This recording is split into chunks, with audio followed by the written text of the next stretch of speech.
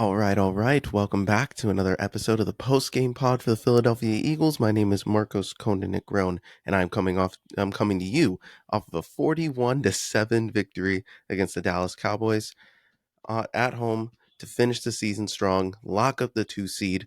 This is exactly what we wanted from this team.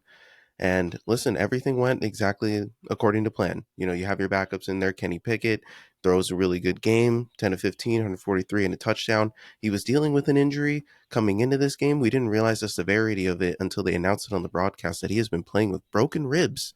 And he did take a couple shots in this game that ultimately led to him going out. Um, but you got to give Kenny Pickett some credit because despite that, he played through injury and he played pretty well. Made some big plays for this team, and Tanner McKee ended up stepping in, and he had a really good couple moments there. 3 for 4, 2 touchdowns and 54 yards.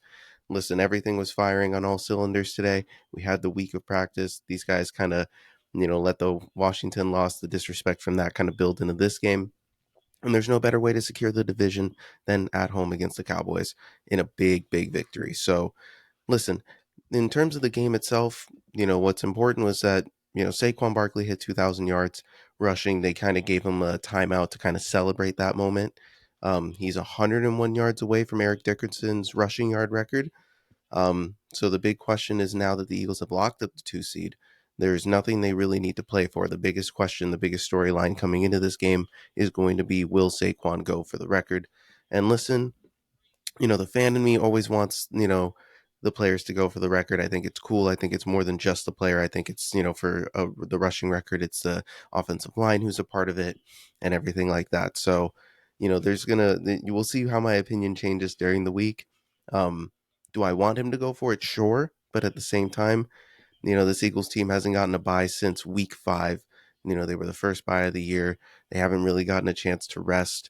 This might be the best opportunity to do so. So I'm not going to be mad either way, whether or not Saquon goes for the record or not, however the team wants to approach it. The risk versus reward of, okay, do we want the record versus do we want to go for a Super Bowl, is going to be up in question. So it'll be interesting to see how that approach happens. But Saquon, did what he could today with 167 yards on the ground.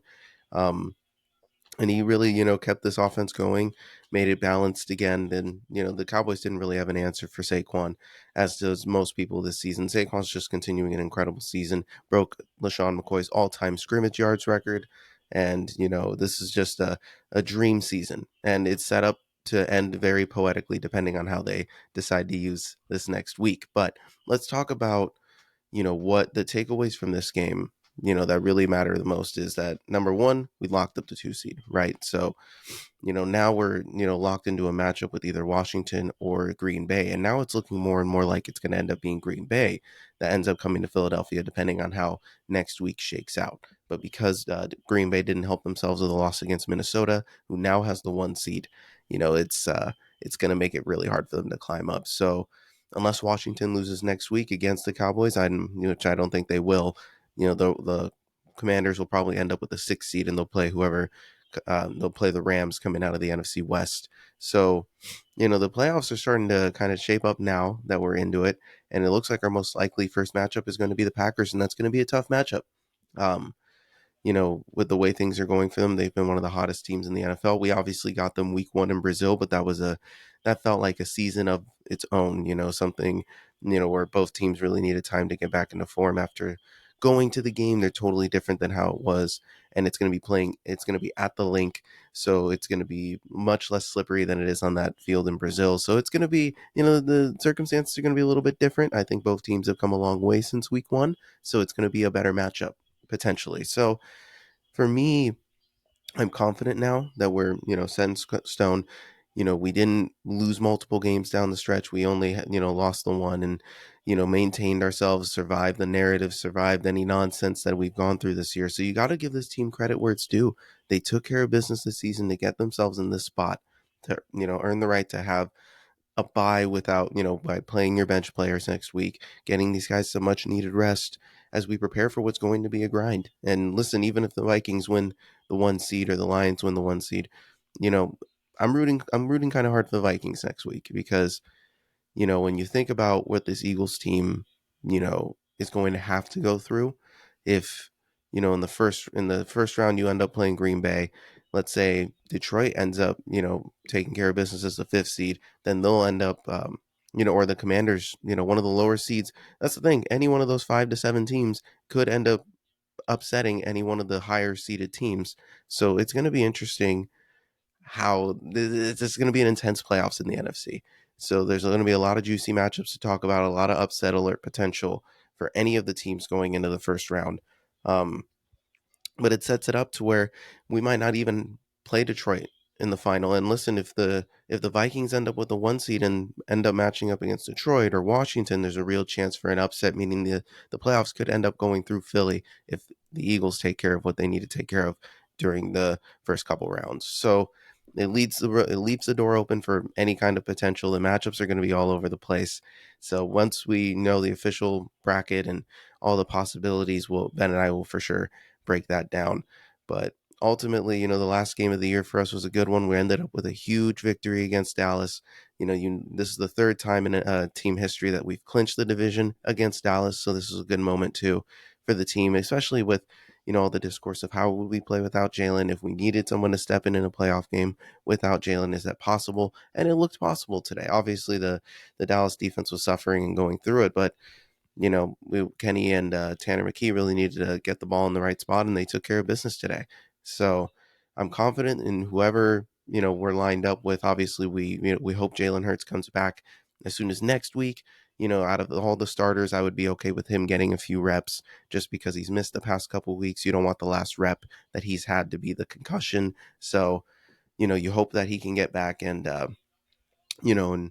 get things going, get a couple reps, get a couple series in there, and then you can take him out and get him ready for next week. So, you know, I'm just happy that the Eagles took care of business, locked up the 2 seed, and takes all the pressure off. Obviously, again, the Saquon story is going to be the one that dominates this week of will they, won't they? And, that's the discussion for the team. And again, I'm behind whatever decision the team makes. I think, it's cool either way.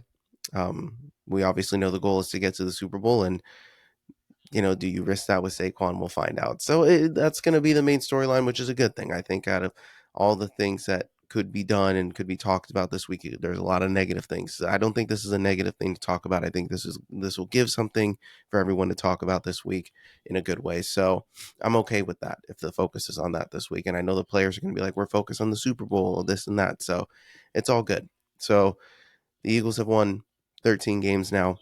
This is the fourth time in franchise history the team has reached that record, and all 4 times they have either made or won the Super Bowl. The last time they did that was 2022, then again in 2017, and then again in 2004. So all those times going 13 wins or more ended with a trip to the Super Bowl. So things are looking really good from a historical standpoint for us. Hopefully, the cards continue to fall our way. Guys, the right guys stay healthy during this playoff run now that we're finally here, so that we've taken care of business.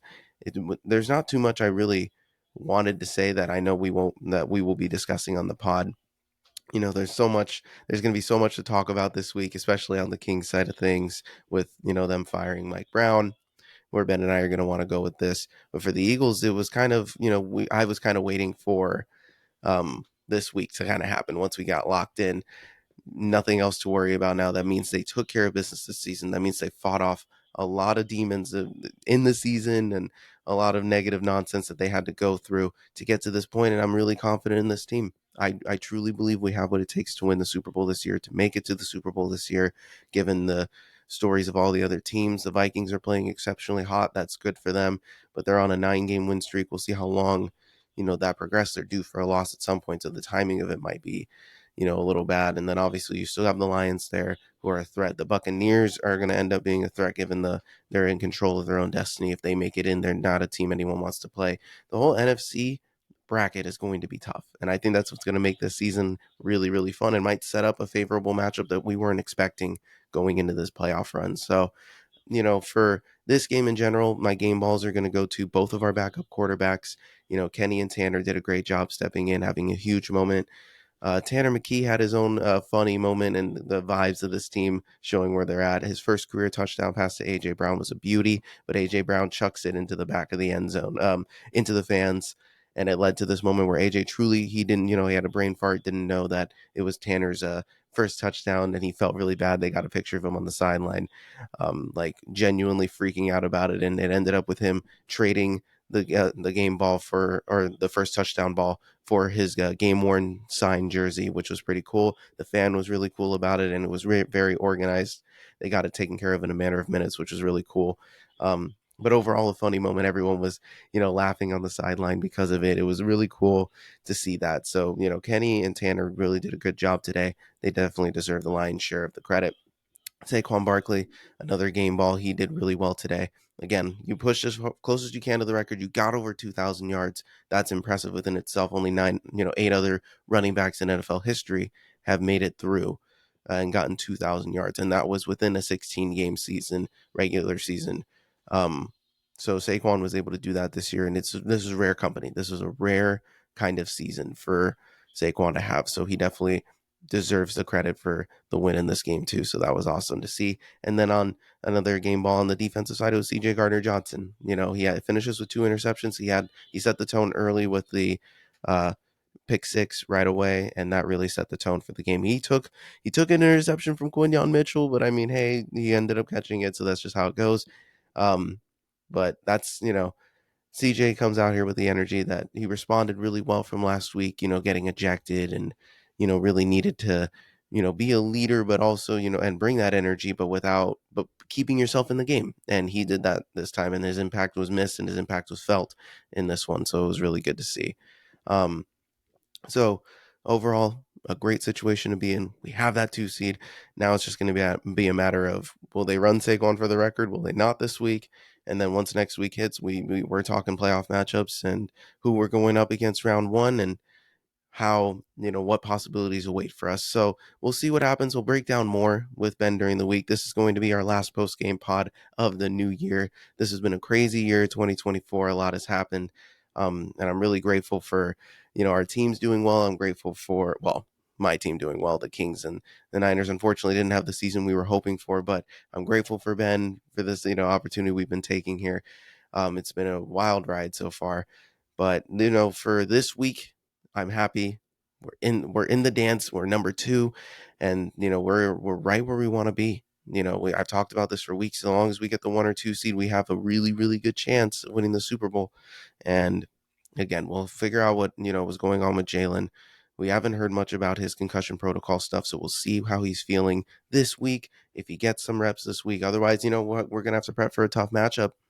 Come in with a little bit of rust, so we'll see kind of how that affects him and the team, and that'll be something to monitor as the week goes on. But I do anticipate with the concussion protocol that he's going to be feeling, he's going to be taking the right steps to get back this week, and this team's going to be, in full force going into the playoffs. So I'm really excited for that.